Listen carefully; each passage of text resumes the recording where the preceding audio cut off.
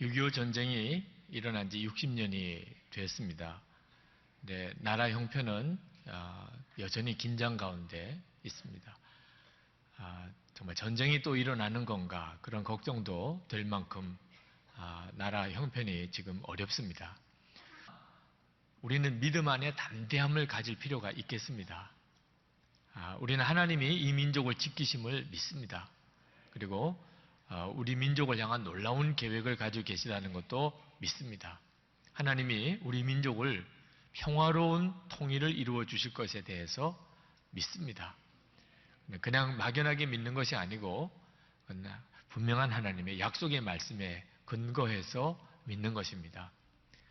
성경에 우리나라 통일에 대한 약속이 나오나 오늘 여러분들이 읽으셨습니다. 에스겔서 37장에 보면 이거 진짜 우리나라 통일을 향한 하나님의 예언의 말씀인가? 이렇게 생각이 될 만큼 하나님께서 정말 놀라운 예언을 우리에게 주시고 계십니다. 사실 이 예언은 이스라엘 백성들을 향한 것입니다. 솔로몬 이후에 이스라엘은 두 나라로 갈려졌어요. 북이스라엘, 남유다라고 흔히 말하는데 에브라임 지파를 중심으로 하는 북이스라엘과 유다 지파를 중심으로 하는 남유다 왕국으로 나뉘어져 있다가 두 나라가 다 망합니다. 아수르라는 나라의 북이스라엘이 먼저 망하고 바벨론이라는 나라의 남유다가 망합니다.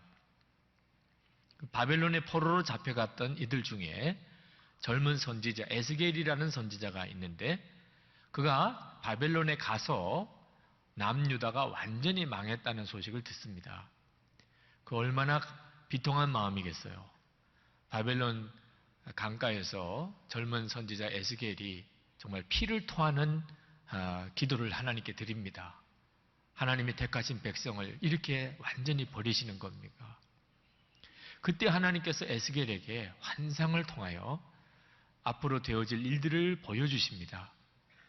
그게 바로 에스겔서예요. 그런데 이 에스겔서에 하나님께서 에스겔에게 아주 깜짝 놀라운 예언의 말씀을 주시는데 하나님이 이스라엘을 다시 해방시키실 뿐만 아니고 통일시키실 것이다. 남북으로 나뉘어 있던 두 나라를 하나로 하나님이 통일시키실 것이라 하는 놀라운 약속을 주고 계십니다. 그러면서 에스겔에게 이스라엘 백성들에게 가서 퍼포먼스를 하라는 거예요. 막대기 두 개를 가지고 거기다가 하나님이 글을 쓰라는데 하나는 유다와 그쪽에 붙은 이스라엘 또 한쪽 막대기에다가는 에브라임과 그쪽에 붙은 이스라엘 북이스라엘과 남유다 왕국을 상징하는 두 막대기를 가지고 나가서 그 두 막대기를 하나로 이렇게 내 손에서 붙들라는 겁니다. 둘 다를 하나로 묶었는지 십자가 형태로 묶었는지 그건 모르겠지만 하여튼 그 두 막대기를 하나로 내 손에서 그 둘을 묶으라는 거예요. 그리고는 이스라엘 백성들에게 보여주라는 겁니다. 그러면 이스라엘 백성들이 그게 무슨 뜻이냐 도대체 물을 것이다. 그러면 하나님이 이렇게 내 백성들을 다 다시 돌아오게 하겠고 뿐만 아니고 북과 남이 이렇게 하나가 되게 해줄 것이다. 하나님의 약속을 그렇게 선포하게 하셨어요. 근데 오늘 이 말씀을 읽는 우리들에게 있어서는 이 말씀은 우리 민족이 남북으로 갈려져 있는데 하나님이 이렇게 하나로 만들어 주실 것이라고 하는 놀라운 예언, 약속으로 우리가 받아들여지게 됩니다. 정말 성령의 감동이죠? 네. 이렇게 우리가 그냥 받아들여도 됩니까? 너무 어거지같이 여겨질 수도 있죠. 그건 뭐 이스라엘 백성들을 향한 이야기지 우리 백성의 이야기라고만 그렇게 여길 수 있는 근거가 어디 있습니까? 여러분 우리가 일제시대 때 우리 한국교회가 정말 좋아했던 성경이 출애굽기입니다. 출애굽기를 읽으면 꼭 우리 민족의 이야기 같아요. 애굽의 종노릇 하던 이스라엘 백성들이 하나님의 전적인 구원으로 그들이 출애굽을 하게 됩니다. 이것이 우리 민족을 향한 하나님의 약속이구나. 그래서 출애굽기를 그렇게 좋아했고 사경회 때마다 출애굽기 강해를 했고 그렇게 믿었어요. 하나님이 그대로 이루어 주셨습니다. 정말 하나님의 은혜의 역사로 우리 민족은 일본에서부터 해방을 받았잖아요. 저는 이 말씀도 동일하다고 믿습니다. 하나님은 우리 민족을 향하여 하나님이 주시는 메시지를 이 말씀에 담았다고 믿습니다. 문제는 우리의 믿음이에요. 하나님이 우리 민족을 이렇게 통일시켜 주시겠구나. 하나님은 약속하셨구나. 하고 여러분이 이 말씀을 믿는 것과 안 믿는 것은 엄청난 차이가 있어요.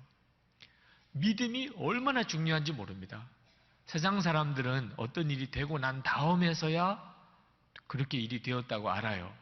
그러나 우리는 어떤 일이 이루어지기 전에 그 일이 이루어질 것을 알아요. 그걸 믿음이라고 하는 겁니다. 일제시대 때 많은 우리 민족의 지도급 인사들이 친일 행각을 했습니다. 이유가 뭐죠? 우리 민족이 곧 해방될 것이라는 것을 믿지 않았기 때문이에요. 그 사람들은 똑똑한 사람들이었어요. 그 사람들은 정세의 판단이 아주 너무나 정보가 많았어요. 일본을 도무지 우리가 이길 수 없다는 거, 우리 힘으로 도무지 일본에서 벗어날 수 없다는 걸 그들이 잘 알았어요. 아무리 따지고 봐도, 국제 정세를 다 살펴봐도 우리 민족은 일본에서 벗어날 수가 없다. 오랫도록 일본이 우리를 지배하게 될 것이다.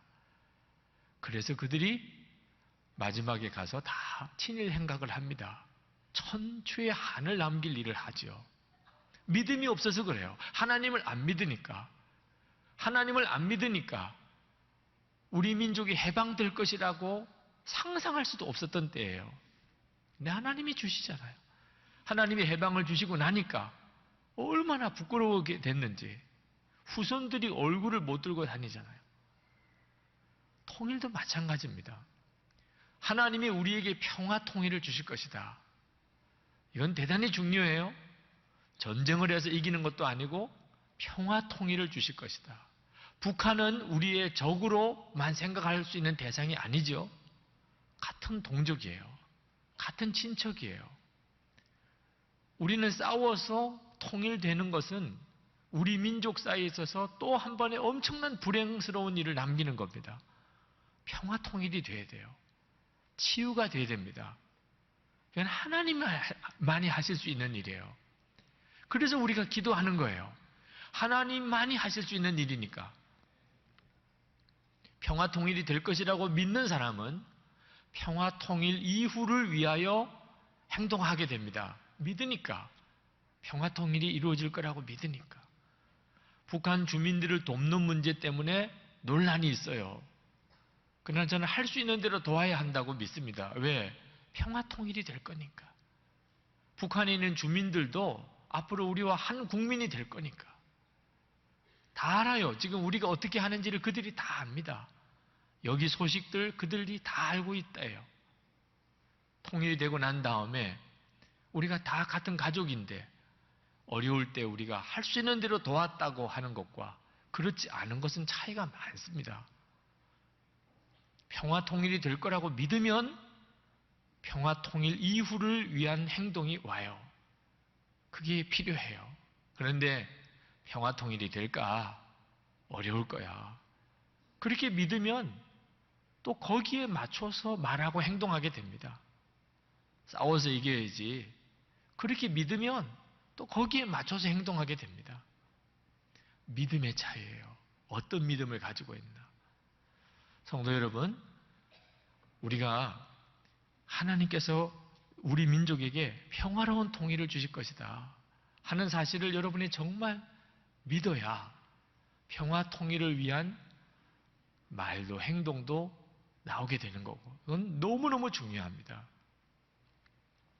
여러분, 우리가 진짜 두려워해야 할 것은 우리가 북한을 돕는 일을 인색하게 생각하고 통일을 부담스럽게 여기는 겁니다. 실제로 통일되지 않아도 우리가 사는데 아무 부족함이 없어요. 오히려 통일되면 세금도 많이 나올 거고 우리가 부담스러운 일이 더 많아질 거예요. 이렇게 생각하는 분들이 많습니다. 이게 얼마나 무서운 생각인가 한 걸 생각해야 합니다. 하나님이 왜 우리 남한을 경제적으로 이만큼 잘 살게 하셨을까요? 하나님이 진짜 살아계시다면 무슨 계획이 있지 않겠습니까? 북한 주민들을 먹이고 살리는 일을 위해서 남한의 경제에 부흥을 주시는 거예요. 그런데 우리가 돕는 일에 인색하면 하나님이 남한을 경제적으로 부흥시키실 이유가 없어지는 겁니다. 돕는 게 부담스럽다, 이렇게 말하는 게 조심스러워요.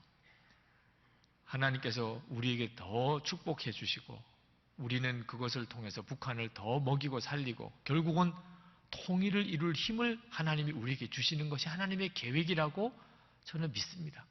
그런 하나님의 계획대로 일이 진행되고 있는 거죠. 우리가 기도해야 되는 이유도 여기에 있어요. 여러분, 우리가 통일을 위해서 기도하되 막연하게 그저 통일을 기도하는 것이 아니고 하나님이 계획하신 대로 통일이 되게 해 주옵소서 라고 기도해야 되는데, 하나님이 진행하는 방법대로 되어져야 평화로운 통일이 됩니다. 그리고 하나님을 잘 믿는 나라로 통일이 돼요. 그게 하나님의 계획입니다. 하나님이 계획하지 않는 방법으로 통일이 진행될 수 있어요. 이건 엄청난 후유증과 상처를 남길 수 있습니다. 전쟁을 해서 통일이 될 수도 있겠지요. 엄청난 상처를 남겨요. 공산주의식으로 통일이 될 수도 있겠지요. 그건 상상하기도 싫은 일이죠.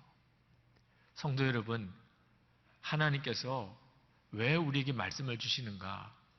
우리에게 정확한 기도의 방향을 주시는 거예요. 하나님의 계획하신 대로 하나님 이 땅이 통일되기 원합니다 라고 기도하는 거죠. 통일이 되어도 평화로운 통일, 싸우지 않는 통일, 그리고 정말 하나님을 잘 믿는 나라가 되어지는 통일, 우리 힘으로는 상상도 안 되고 계획도 안 서요. 하나님만이 하실 수 있는 일이죠. 대천덕 신부님이 예수원에 살아계실 때 그때 통일에 대한 그런 말씀을 하신 적이 있습니다. 왜 우리나라가 통일이 이렇게 더디 이루어지고 있나? 기도가 부족해서 그런 것 같습니다. 기도의 잔이 차야 되는데 이 대한민국이 통일되기 위한 기도의 그릇이 있는데 아직까지 그 기도의 그릇에 기도의 양이 차지 않고 있다는 거죠. 그래서 통일을 위한 성도들의 기도가 더 많이 필요합니다. 그 말씀을 들을 때 처음에는 잘 납득이 안 됐어요. 우리가 얼마나 기도하고 있는데, 우리가 얼마나 오랫도록 기도했는데 통일을 위한 기도의 분량이 아직도 차지 않았다니 하나님은 너무 지나친 요구를 하시는 거 아니에요? 그럼 어떻게 기도를 해야 그 기도의 잔이 다 찰 수 있을까? 이런 생각을 했었어요. 그런데 그때 마음에 어떤 생각이 들었냐면, 정말 우리가 통일을 위해서 기도를 하고 있을까? 하는 생각이 들었어요. 여러분에게 묻습니다. 여러분들 통일을 위해서 진짜 기도하고 계세요? 그 점에 대해서 우리가 자신 있게 말할 수 있을까요? 기도에 대한 양이 정말 차지 않을 수 있겠구나. 통일에 대한 소원은 있지만 내 기도로까지는 나오지 않아요. 나만 안 하는 거지요. 기도하는 사람이 얼마나 많은데요. 그렇다면 여러분 한번 또 생각해 보세요. 여러분 주변에 정말 통일을 위해서 간절히 기도하던 사람을 몇 사람이나 만났나요? 들어보니까 저분은 통일을 위해서 진짜 많이 기도하시더라. 그런 분이 여러분 주변에 얼마나 있나요? 통일을 위한 기도가 우리가 생각하는 것 이상으로 형편없이 적다고 하는 사실에 대해서 우리가 마음에 느껴져요. 이건 심각한 문제예요. 여러분, 통일이 어떻게 해서든지 되면 좋은 게 아닙니다. 하나님이 계획하시는 대로 통일이 되어져야 하는 거예요. 기도를 안 하면 큰일 납니다. 하나님이 역사하셔서 정말 하나님 잘 믿는 나라로 싸우지 않고 평화롭게 우리 민족이 통일되게 해 주옵소서 하고 정확한 기도가 성도들에게서부터 일어나야 하는 겁니다. 우리 안에 통일에 대한 소원이 너무너무 희미해요. 성도들조차도 단순히 그저 소원 정도가 아니고 하나님이 역사하시는 통일이 이루어져야 됩니다. 그 기도를 해야 된다는 것을 잘 이해하고 있지 못해요. 여러분, 하나님이 역사하는 형태로 통일이 진행이 되지 않으면, 그러면 통일이 되어도 얼마나 많은 대가를 지불해야 되고 또 얼마나 어려워지는지 단순한 통일만 생각해서는 안 된다 그 말입니다. 또 우리가 기도해야 하지만 동시에 거룩한 세력으로 우리 그리스도인들이 이 민족의 정신적인 지주가 되어야 됩니다. 그냥 단순히 통일만 기도할 문제가 아니에요. 28절에 보면 내 성소가 영원토록 그들 가운데 있으리니 내가 이스라엘을 거룩하게 하는 여호와인 줄을 열국이 알리라 하셨다 하라. 하나님의 계획은 통일 한국을 만드신 뿐만 아니고 거룩한 나라다. 하나님이 대한민국을 거룩한 나라로 만드셨구나. 세계에 있는 모든 나라들이 다 인정하는 이런 나라를 만드시려고 하신다는 겁니다. 단순히 통일만 되는 게 아니고요. 하나님 잘 믿는 나라, 정말 다른 나라의 축복이 되는 나라, 하나님의 공의가 강같이 흐르는 나라, 억울한 사람, 어려운 사람들이 사랑으로 정말 보살펴지는 나라, 그런 나라가 되는 것이 하나님의 계획이라는 겁니다. 우리나라가 다른 나라에 어떻게 소문이 났을까?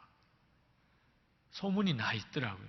이번에 인도네시아 선교 여행을 마치고 이제 발리를 갔는데 그 가이드 하시는 분이 힌두교 사제의 아들이었어요. 자기 운명을 거부하고 가이드를 하시는 똑똑하신 분이더라고요. 그분이 우리를 만나서 하는 이야기가 한국 사람들은 대단한 사람들이라는 겁니다. 발리에 2002년에 폭탄 테러가 일어났어요. 폭탄이 터지고 나니까 관광객들이 다 발길을 끊었다는 겁니다. 미국 관광객, 일본 관광객, 유럽 관광객 다 발길을 끊었어요. 한동안 오지 않더래요. 한국 관광객들은 2주 후에 오더래요. 와서는 폭탄 어딨냐 그러더래. 폭탄 때문에 다 안 오는데 한국 관광객은 와서 폭탄 터진 데 어딨냐고. 그래서 대단하다고 생각했대요. 한국 사람들은 정말 대단한 사람들이구나. 폭탄도 못 막는 사람들이 한국 사람들이에요. 하나님이 우리들의 이런 기질을 쓰시는 것 같아요. 전 세계 곳곳에 선교사를 보내시는 겁니다. 한국 사람들은 좀 저돌적일 여겨질 만큼 그렇게 좀 도전적이고 좀 무모하다고 여겨질 만큼 그렇게 한국 사람들의 열심이 대단하죠. 한국은 그런 기질로 세계 선교에 지금 세계에서 2번째 나라가 되어 있습니다. 그런데 이런 겁이 없는 민족이라는 것 가지고는 하나님의 영광을 드러내는 소문이 못 돼요. 폭탄도 겁 안 낸다. 이런 것 가지고 존경받기는 어려워요. 정말 거룩한 나라. 귀신 섬기는 나라 아니고 정말 거룩한 나라. 하나님의 성소, 중심에서 하나님을 잘 믿는 나라. 어려운 사람들이, 억울한 사람들이 없는 나라. 다른 나라에까지 도와주는, 그래서 다른 나라에서 다 한국을 칭찬해서 저 나라만큼은 복을 받을 나라다. 그렇게 인정할 수 있는 그런 나라가 되어져야 한다는 거죠. 누가 그렇게 할 수 있을까요? 도대체 우리나라를 어디서 그렇게 만들어 갈 수 있지요? 통일 한국을 만들어 갈 수 있는 거룩한 세력이 지금 어디에 있나요? 정부에 있나요? 국회에 있나요? 학교에 있나요? 어떤 기업에 있나요? 외국인들 중에 우리나라 통일을 위해서 열심히 섬기는 분들이 꽤 있습니다. 그들이 걱정해요. 북한에 가서 그들을 만나고 남한에 와서 만나보면 우리 민족이 하나 되기 어렵겠다고. 왜? 서로 너무 적대적이니까 하나 되기 정말 어렵겠다고들 말합니다.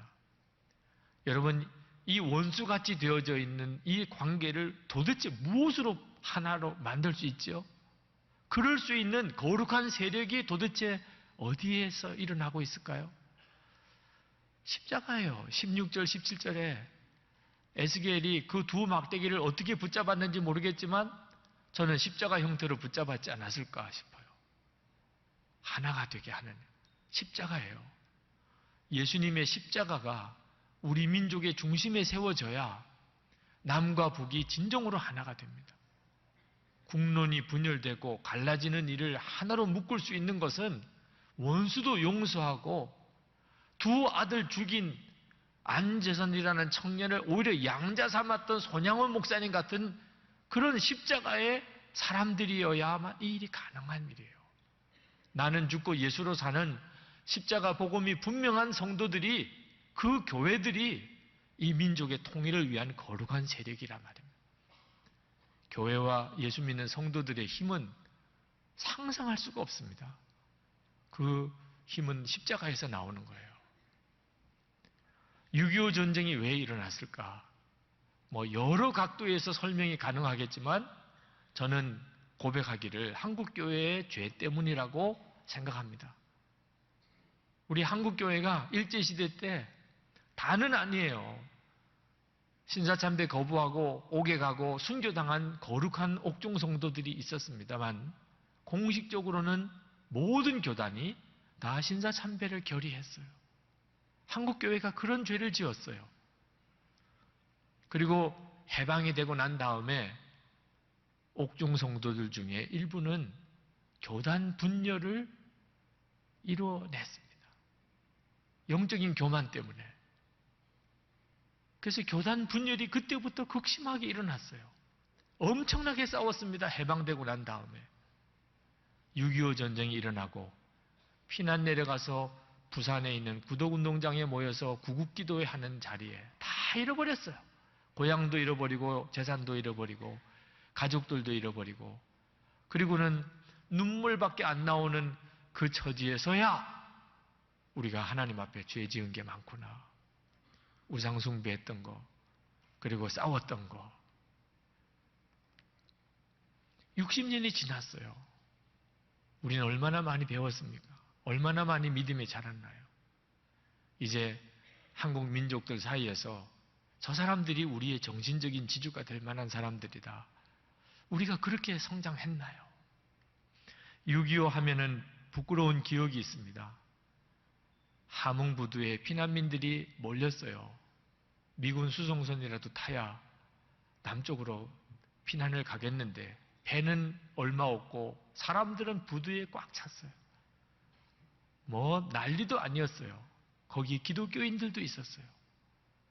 그러나 믿음도 사랑도 은혜도 찾아볼 수가 없었어요. 똑같았어요.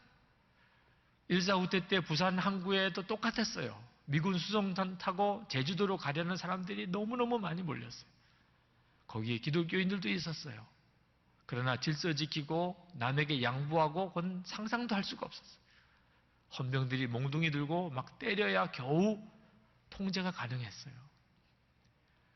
배가 떠났습니다. 항구에 배 타지 못한 사람들은 대성통곡하고 울었어요.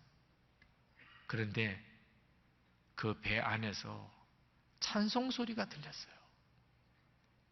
배를 타게 된 기독교인들, 너무 하나님의 은혜에 감사하다. 우리를 구원해 주셔서 감사하다. 그 남아있는 사람들은 뭐예요? 그래서 거기서 그냥 큰 소리로 찬송을 불렀어요. 그 수준이었어요. 지금 60년이 지나고 우리 수준은 많이 좋아졌나요? 나는 죽고 예수로 사는 십자가의 복음을 그렇게 강조하는 이유가 뭐지요? 나는 죽고 예수로 사는 십자가의 복음으로 성도들이 일어서야, 그렇게 교회가 세워야 비로소 우리 민족은 비로소 살 길을 찾아요. 어떻게 해야 우리 민족이 사는지 알게 돼요. 이건 우리의 사명이에요. 이런 거룩한 세력들이 그럼 어떻게 일어날 수 있을까? 이건 하나님이 하시는 일이에요. 십자가의 복음으로 우리에게 역사하시고 성령의 능력으로 우리를 변화시키는 이 일은 하나님이 하세요. 에스겔서 37장 전반 부분을 읽지는 않았습니다만 에스겔 골짜기 유명한 환상이 나옵니다. 하나님이 에스겔에게 골짜기를 보여주세요. 마른 뼈들만 나뒹굴고 있습니다. 그때 하나님께서 에스겔에게 하나님의 말씀을 그 뼈들에게 선포하라고 하고, 그리고 생기가 불어오라고 선포할 때 그 마른 뼈들이 전부 다 큰 군대로 바뀌는 환상을 보여줍니다. 말씀과 성령의 역사로 마른 뼈다귀 같은 시체들이 다 하나님의 거룩한 군사가 되는 환상을 보여주시면서 이 말씀을 하고 계신 거예요. 우리 민족에게도 지금 하나님이 그런 일을 하고 계세요. 십자가의 복음과 성령의 역사로 성도들을 완전히 바꿔내기 시작하는 거예요. 원수도 품을 수 있는 사랑의 능력으로 그렇게 바꿔내시는 거예요. 우리 자신도 변할 뿐만 아니고 다른 사람도 변화시키는 그런 존재로 바꿔내시는 거예요. 하나님이 기가 막힌 데서 하나님의 사람들을 세워내고 계신데 탈북 청소년들이 그렇습니다. 그들은 지옥과 같은 나라에서 태어나서 지옥과 같은 그런 고생의 길을 전전하다가 한국에 왔어요. 한국은 따뜻한 나라가 아닙니다. 그들에게는 너무 고통스러운 땅이기도 해요. 방황하고 적응하지 못하고, 그래서 정부에 근심거리기도 해요. 이 북한 이탈 주민들이 한국에 적응을 잘 못하니까. 그런데 십자가의 복음과 성령의 역사로 그들이 바뀌고 있는 거예요. 있을 수 없는 변화가 일어나고 있는 거예요. 하나님께서 통일을 위하여 기가 막힌 하나님의 사람들을 세워가고 있는 거예요. 오늘 우리에게 주실 은혜도 구하지만 이 민족에게 하나님의 은혜, 하나님의 놀라운 계획이 이루어지기를 위해서 정말 간절한 마음으로 기도하겠습니다. 하나님이 하셔야 됩니다. 하나님이 간섭하시고 하나님의 계획대로 하셔야 됩니다. 나의 기도가 더해지면 기도의 잔이 흘러넘친다고 생각하고, 하나님 저희 기도를 들어 써주시옵소서. 그리고 이 땅에 성도와 교회가 거룩한 세력으로 일어나게 해 주옵소서.